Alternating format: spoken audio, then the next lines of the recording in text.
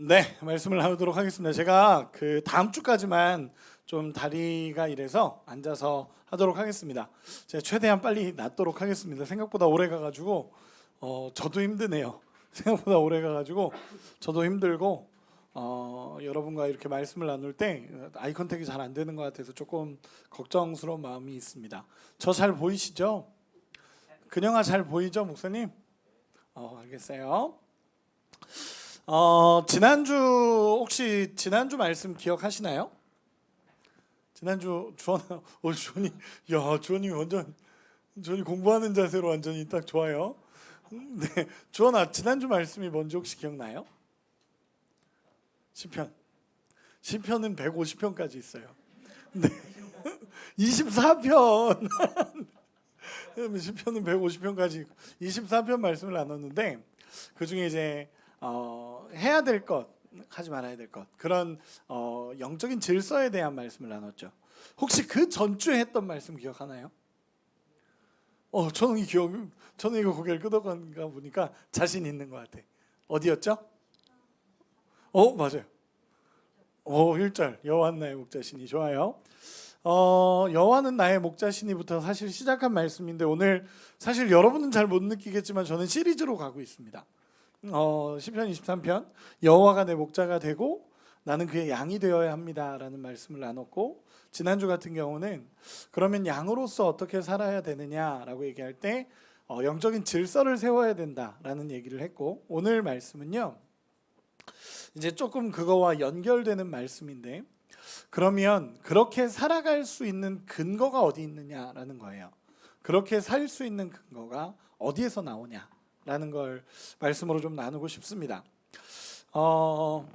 예전에 저희 아내랑 저랑 이렇게 다툴 때가 있을 거 아니에요. 저희 아내랑 이렇게 다툼이 있었습니다.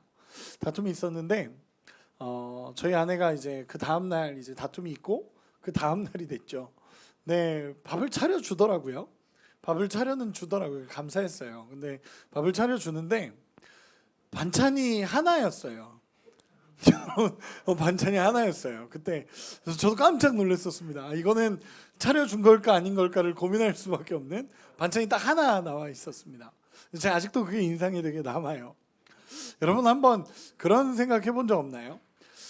아내랑 남편이랑 이제 살아가잖아요. 근데 살아가다 보면 그 아내가 막 남편이 때로는 사랑이 식는 것 같은 때가 있을 거라고 생각을 해요.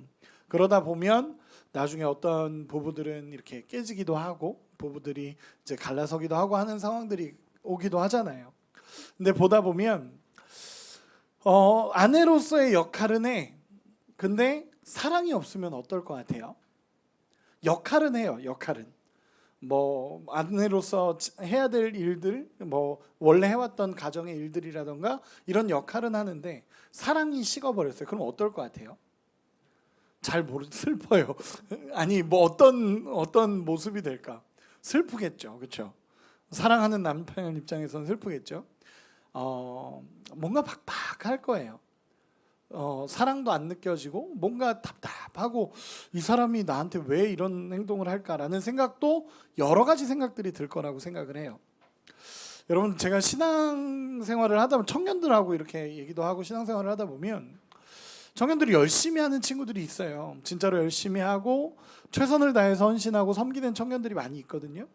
근데 최선을 다해서 섬기기는 하는데 저한테 언젠가 어떤 한 청년이 저한테 상담하러 온 적이 있어요.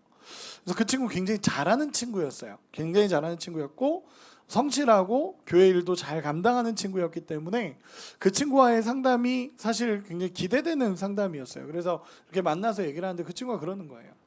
목사님, 많이 한다고, 자기는 뭐 찬양팀도 하고 있고 뭐 성가대도 하고 있고 이것저것 다 하고 있는데 목사님 이상하게 답답해요 라고 얘기를 하는 거예요. 왜? 잘하고 있잖아 라고 얘기했더니 아니요 목사님, 그냥 잘하고 있는 것 같은데 뭔가 모르게 답답하고 신앙생활이 제가 원하는 대로 되는 것 같지가 않아요, 이런 얘기를 하더라고요.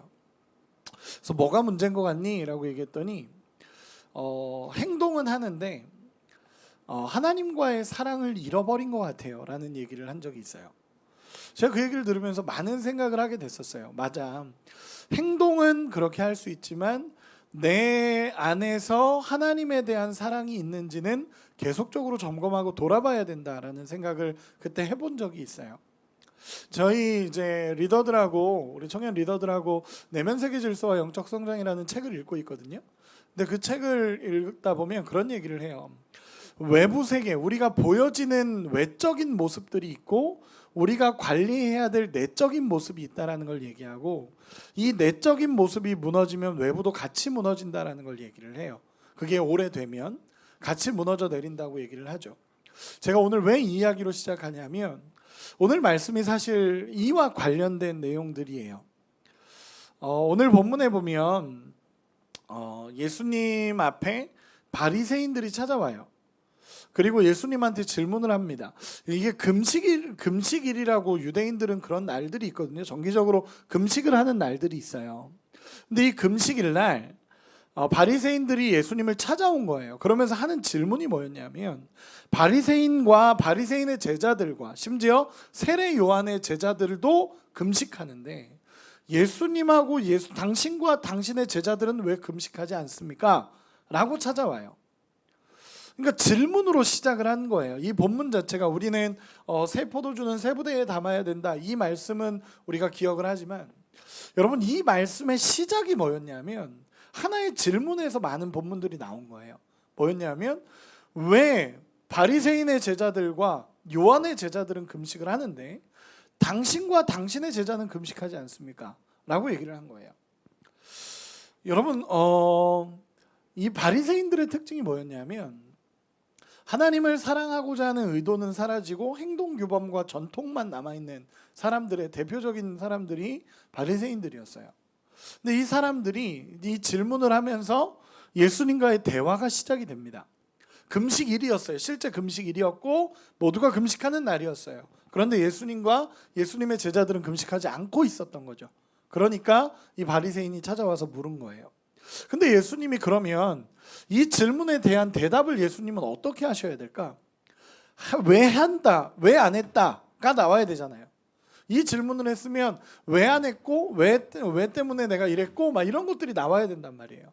근데 예수님이 그렇게 얘기를 안 하시고 두 가지를 얘기하셔요. 하나는 뭐였냐면 신랑이 있는 동안에, 혼인잔치에서 금식할 수 있느냐, 신랑이 있는 동안에는 잔치다, 근데 내가 갈 때가 있는데, 내가 떠날 때가 있는데 그때 금식하는 거다 라는 얘기를 하나 하셨고, 또 하나는 그 생떼 조각과 새 포도주가 같은 비유이기 때문에 그 새 포도주로 할게요.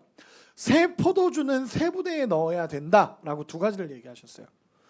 너무 생뚱맞지 않아요?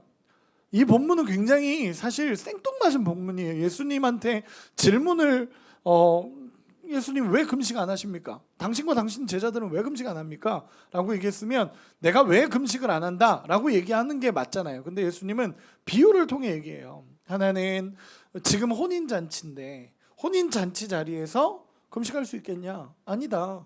근데 신랑이 있는 동안에는 금식할 필요가 없다. 근데 신랑이 가게 될 때가 오는데 그때 금식하는 거다 라고 한마디 얘기하시고, 또 하나는 새 포도주는 새 부대에 넣어야 된다.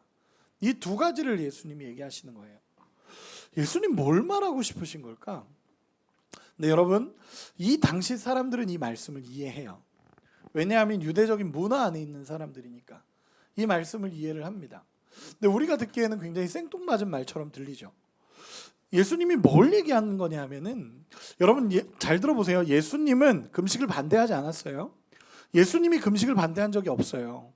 예수님은 그 당시 굉장히 중요한 전통, 종교적인 전통 중에 하나가 금식이었고, 많은 사람들도 이 금식일을 정해서 금식했어요. 이건 종교적인 행위예요. 사실 기독교뿐만이 아니라 많은 종교에서도 금식이란 얘기를 하죠. 혹시 금식 기도를 해보신 적이 있는 사람?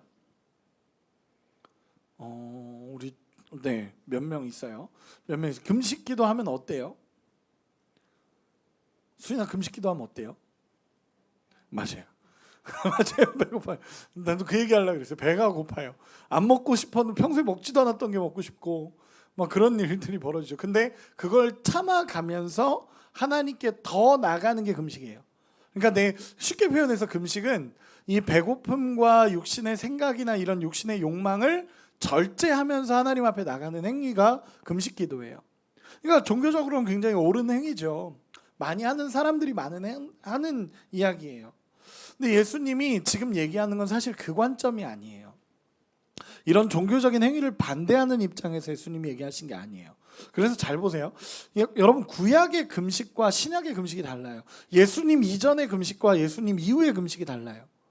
여러분, 예수님 이전의 구약에서의 금식이나 이런 금식이라고 표현하지만 율법 전체를 얘기하는 거예요. 율법 전체를 얘기하는데 율법을 가지고 사실 예수님 앞에 들이댄 거거든요. 법을 가지고. 그러니까 예수님이 오늘 얘기는 조금 어려울 수 있는데 여러분 잘 집중해 보세요. 예수님한테 얘기 와서 금식을 얘기했는데 여러분, 그동안의 구약에서의 금식은요, 자기를 경건하게 하는 대표적인 행위가 금식이었어요. 나를 거룩하게 만드는 대표적인 행위가 금식이었고, 내가 의롭게 되는 행위가 금식이었어요. 금식을 할수록 나는 경건해진다고 생각을 했고, 금식을 할수록 나는 거룩해진다고 생각했어요. 율법을 지키면 지킬수록 거룩해진다고 생각을 했고, 율법을 지키면 그 지킴을 통해서 내가 점점 더 나은 사람이 된다라고 생각했던 게 구약의 금식이에요. 그리고 구약의 율법이에요. 근데 신약은 좀 달라요. 신약은요, 출발 지점이 달라요. 신약의 출발 지점은 뭐냐면, 나를 의롭게 여기는 게 율법이 아니라 나를 의롭다 해주신 분이 계시는 거예요. 나를 구원해 주신 분이 계시고 그 구원해 주신 분의 은혜 때문에 내가 율법을 지키는 거예요. 이 차이가 굉장히 큽니다. 이게 여러분 말장난하는 게 아니에요. 말장난하는 게 아니라 구약은 율법을 지킴으로 자기가 거룩해진다고 생각했고, 법을 지킴으로 거룩해진다고 생각했고, 신약의 예수님 시대는 달라요. 예수님의 은혜 때문에 내가 지켜가는 거예요. 예수님의 사랑 때문에 지켜가는 거예요. 예를 하나 들어봅시다. 남편이 있고 아내가 있어요. 남편이 있고 아내가 있는데, 아내랑 같이 이렇게 오랜 기간을 살았는데, 아내가 어느 순간에 어느 날 나는 당신의 게으름과 당신의 수입에 만족하지 못한다. 이럴 거면 이혼하자라는 얘기를 했다고 해봅시다. 아내가 얘기를 했다고 해봅시다. 그래서 남편이 그 얘기를 듣고 충격을 받은 거예요. 그래서 이렇게 있으면 이혼을 하겠구나라는 생각이 들어서 월요일부터 금요일까지 계속 일을 하고 토요일 주말 일까지 구했어요. 주말 일까지 구해서 최선을 다해서 살았어요. 근데 이 아내는 그렇게 살아도 이 남편의 수입이, 그 남편이 열심히 살지만 수입이 아내의 마음엔 안 드는 거예요. 그래서 나는 내 삶이 있는데 난 이거 가지고는 내가 당신과 함께 살아갈 수 없다라고 얘기를 한 거예요. 그래서 남편은 정말 죽어라 노력했다고 해봅시다. 죽어라 노력했다고 해보고, 이 입장이 반대도 돼요. 이렇게 노력을 했다고 해봅시다. 노력을 했음에도 아내는 만족하지 못하는 거죠. 이 생활에 만족하지 못하고 이거 가지고는 안 돼 라고 얘기를 계속하는 거예요. 남편은 최선을 다했지만 아내는 안 된다고 얘기를 하는 거죠. 그래서 결국 이 남편과 아내는 이혼하게 되는 거예요. 여러분 잘 들어보세요. 율법이 사실 이런 부분이에요. 율법의 요구는 굉장히 높아요. 그리고 우리는 그거에 맞춰 살아가려고 해보지만 결국에 우리가 깨닫는 건 뭐냐면 거기에 도달할 수 없다는 걸 깨닫는 거예요. 그리고 결국 율법을 통해서 하나님과 관계가 갈라지는 거예요. 여러분 이 얘기를 잘 이해하셔야 돼요. 그래서 구약도 사실 조금 달라요. 여러분, 율법을 지켜야 구원을 얻는다, 구약도 그렇게 얘기하는 게 아니에요. 여러분 잘 이 말씀을 보면요, 내가 아무리 노력해도 안 되는 영역이 있다라는 걸 알려주는 게 율법이에요, 어떻게 보면. 근데 신약에서는요, 사랑하기 때문에 살아가면서 이 아내를 위해서 사는 거예요. 이해가 되세요? 사랑하는 내 아내를 위해서 내가 그 아내의 만족을 주기 위해서 최선을 다해서 살아가는 거예요. 그러면서 서로 만족해가고 은혜로서 살아가는 거죠. 이게 차이인 거예요. 구약의 율법은 경건하게 만드는 거지만 신약의 율법은 내 안에 사랑이, 하나님에 대한 사랑이 있기 때문에 내가 지켜가는 거예요. 여러분 굉장히 다릅니다. 여러분 예수님은 금식 자체를 반대하는 게 아니에요. 정말 오늘날에도 예수님은 금식할 것을 얘기하시죠. 성경에 보면 금식에 대해서 예수님 반대하지 않습니다.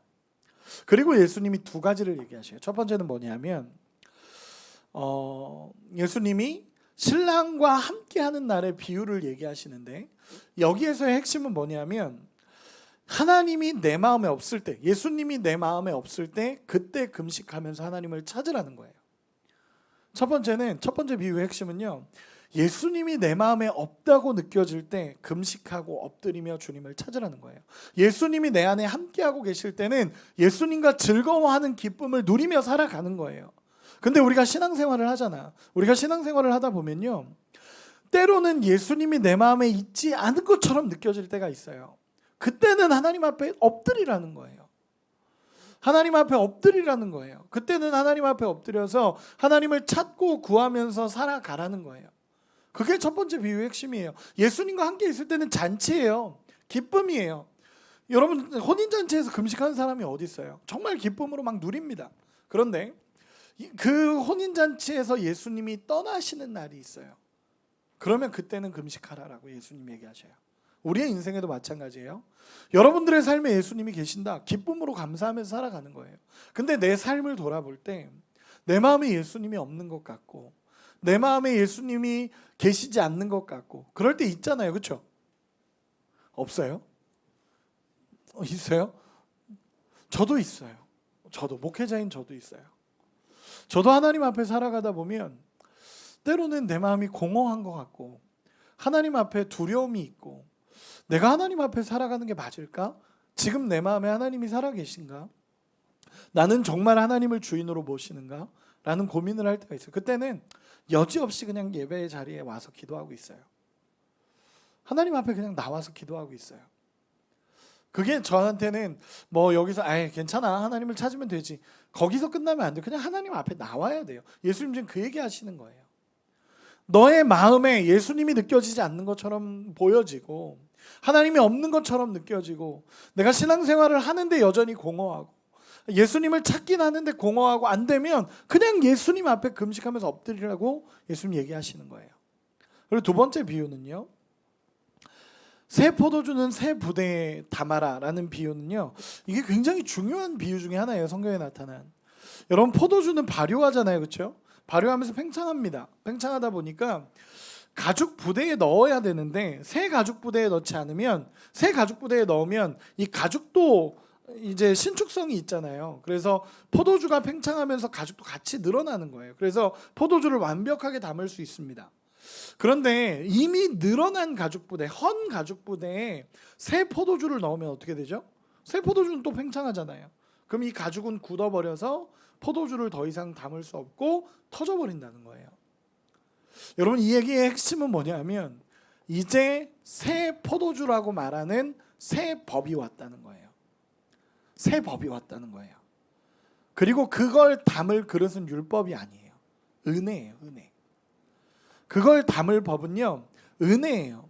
이제 신앙은요, 자신의 경건함에 대한 증명이 아니라 하나님 앞에서 엎드림이 되는 거예요. 여러분, 신앙생활은요, 나의 경건함을 증명하겠다는 게 아니에요. 나의 거룩함을 드러내겠다가 아니라 나의 경건함을 증명하겠다라고 하면서 신앙생활을 하는 게 아니라 하나님 앞에서의 엎드림이 신앙생활이 되는 거예요.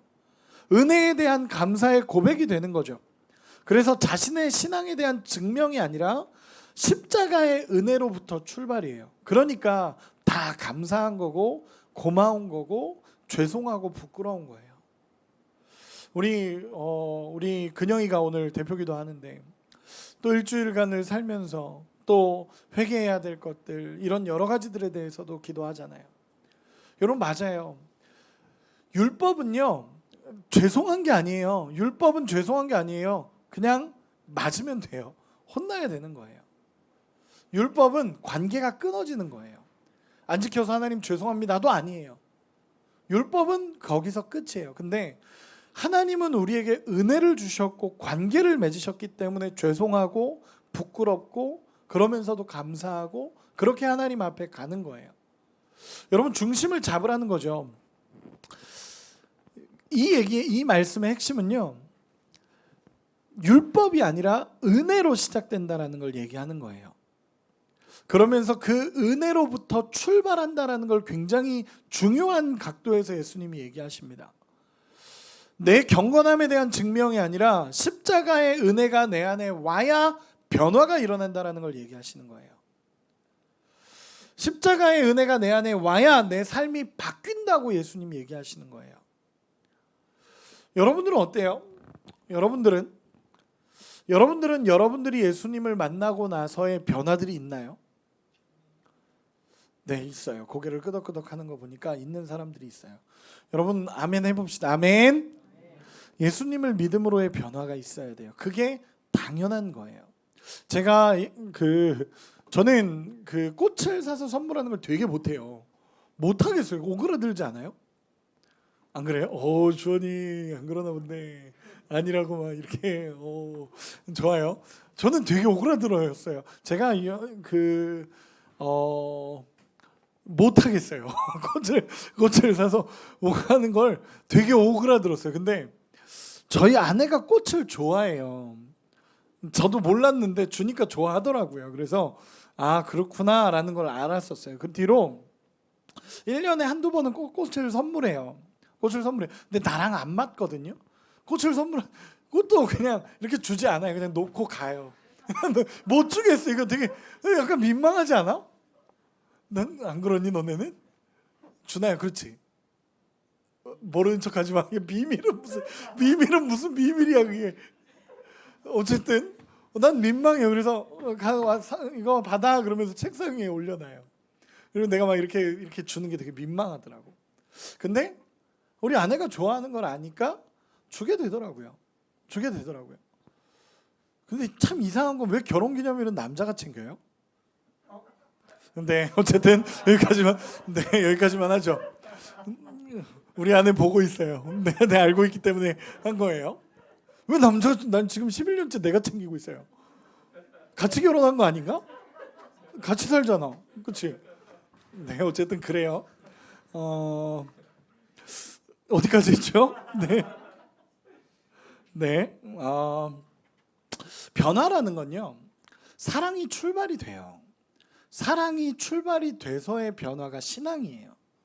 신앙이라고 얘기를 하는 거예요.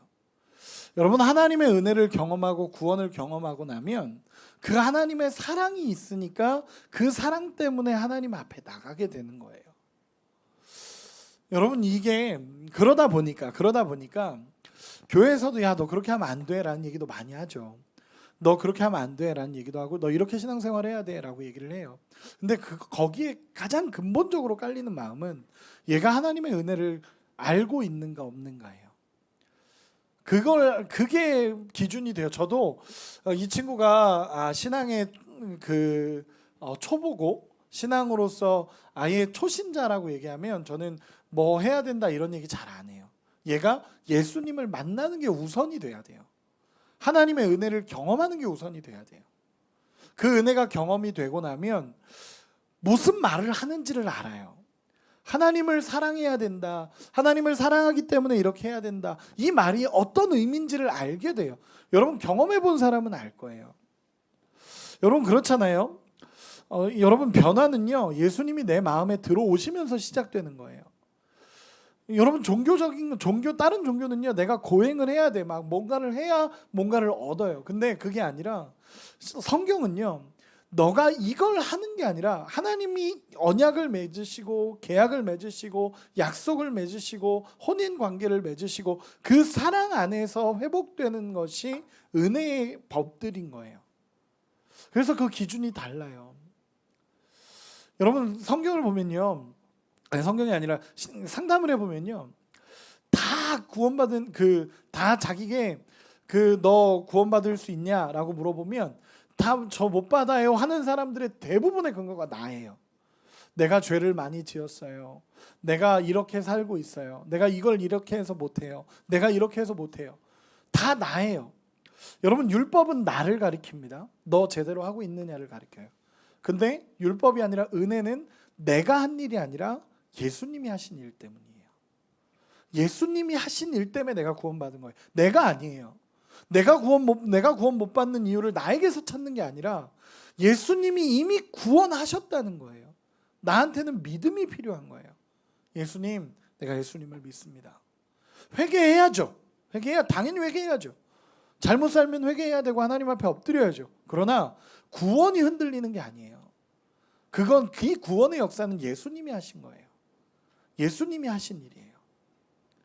그래서 그 은혜를 알면 변화가 일어난다라는 걸 얘기하고 있는 거예요. 내가 여호와는 내 목자고 나는 양이고, 내가 해야 될 일, 안 해야 될 일, 내가 하지 말아야 될 것들, 내가 생각해야 되는 거, 생각하지 않는 거, 내가 가야 되는 거, 가지 말아야 되는 거, 내가 정말 그런 여러 가지들의 영적 질서가 새겨질 수 있는 근거는 내가 하나님의 사랑을 받았다라는 거예요. 그 은혜가 경험되어야 바뀌어요. 여러분 그렇지 않아요? 옛날에 예수 믿기 전에는 욕 많이 했잖아요, 여러분. 그렇죠? 우리 주원이도 그랬죠? 맞아요. 저도 그랬어요. 예수 믿기 전에는 제가 고등학교 때는 욕 참 많이 했었어요. 예수님 제대로 만나기 전에는 욕도 참 많이 했고, 제 욕에 감탄한 적도 있어요. 막 이 정도의 욕을 내가 할 수 있다고 막 이러면서 혼자 감탄한 적이, 왜냐하면 욕 대회가 열리고 그랬거든요. 우리 학교에서는 약간 특이한 애들이 많았어가지고 욕 대회가 열리고 막 그랬어요. 그러면 제가 해놓고도 네, 이렇게 할 수 있다고 라는 생각까지도 했던 적도 있어요. 근데 예수님을 만나고 나니까 그 말 한마디가 나한테 불편함으로 다가오는 거예요. 하기 싫다. 불편한데.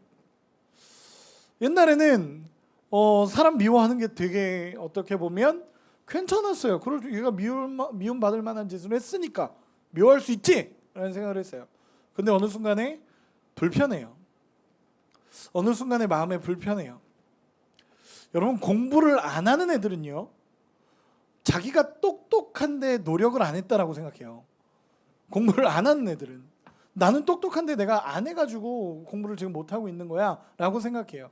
근데 공부를 조금이라도 해보면 내 머리가 돌이라는 걸 깨달아요. 제가 그랬어요. 제가 돌이라는 걸 깨달아요.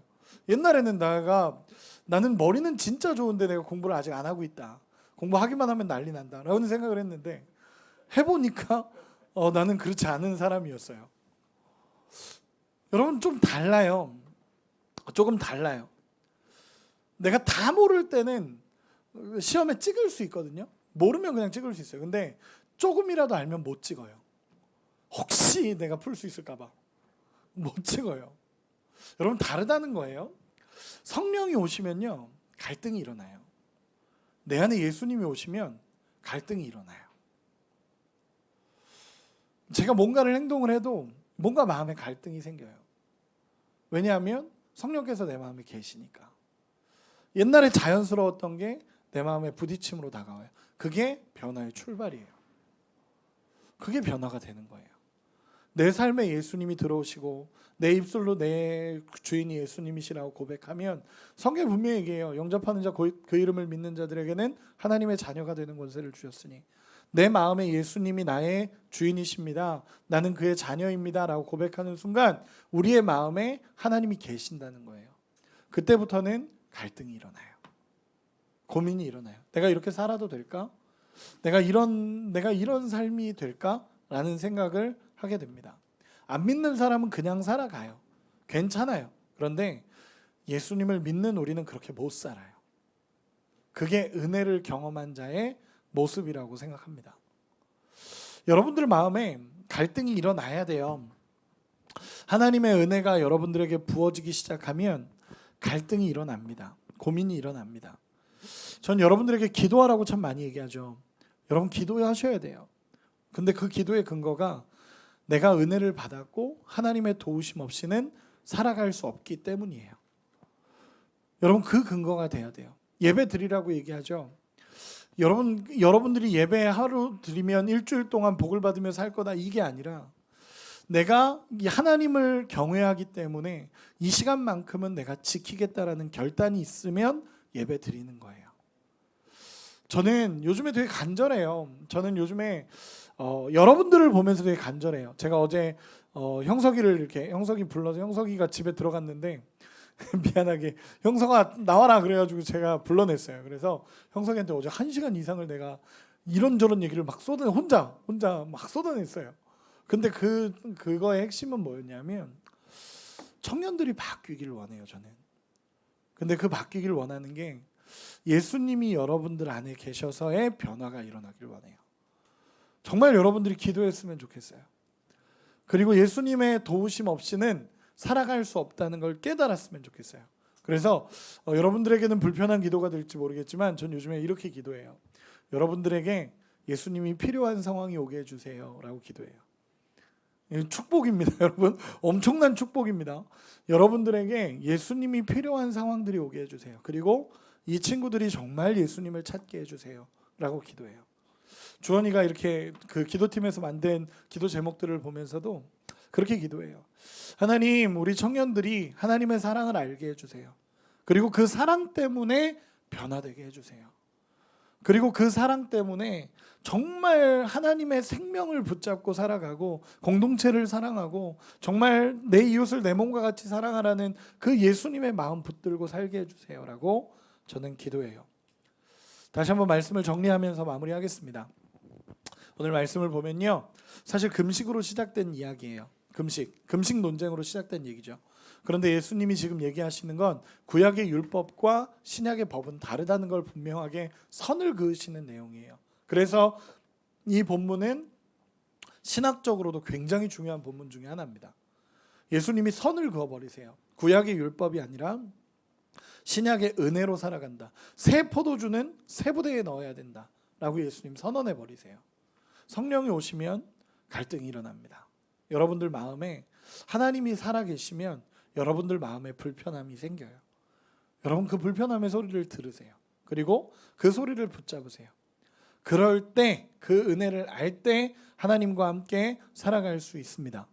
여러분들이 여호와는 나의 목자시다. 나는 양이다. 그리고 양으로서 난 해야 될 것이 있고 하지 말아야 될 것이 있다. 그런데 그 근거는 하나님이 나를 사랑하셔서 끝까지 나를 붙잡으셔서 십자가가 내 삶의 근거다라는 확신이 생기셔야 됩니다. 그런 은혜가 있기를 소망합니다. 그래서 여러분, 자기 신앙의 경건함을 증명하는 게 아니에요. 여러분, 예배 잘 나온다고 해서 내 신앙의 경건함을 증명한다고 생각하시면 안 됩니다. 예배 잘 나오는 게 나는 신앙이 건강한 거야 라는 증명이 아니라 십자가가 출발이어서 예배 나오는 게 감사한 거고요. 신앙생활 하나님 앞에 못 사는 게 부끄러운 거고요. 하나님의 은혜 때문에 살아가는 게 정말 감사하고 감격이고 은혜고, 그렇게 못 사는 게 죄송하고 부끄럽고, 그러면서도 하나님 사랑에 감사하면서 하나님, 내가 변화된 모습으로 살기 원합니다. 이제는 진짜 그 은혜를 마음에 담고 새 포도주를 새 부대 은혜에 담고 내가 그 은혜로 이 땅을 살아가기 원합니다. 그리고 예수님을 붙잡고 살겠습니다 라는 결단으로 살아가는 여러분이 되시기를 예수님의 이름으로 축원합니다.